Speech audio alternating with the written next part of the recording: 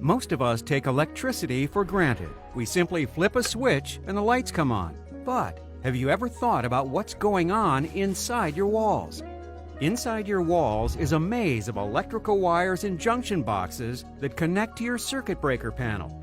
The circuit breaker panel is the heart of your electrical system. It's where power comes into the home and then is distributed where needed.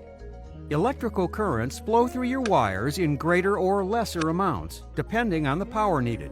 When power is needed, electricity is delivered in an increased flow. This increased flow can stress electrical connections, which can lead to faulty and potentially dangerous conditions. Is your system overstressed? Here are a few things you can watch for.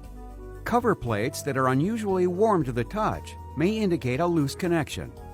Crackling, sizzling, or buzzing noises behind outlets, switches, or walls may indicate there's an unsafe wiring condition called arcing. In this situation, electricity is trying to jump from one connection to another, creating a spark. This is a potential fire hazard. Tripped circuit breakers are yet another indication of an overstressed electrical system. Circuits typically trip because of electrical overloads. Circuits that trip repeatedly indicate a potential problem that needs attention from a licensed electrician. Pay attention to warning signs.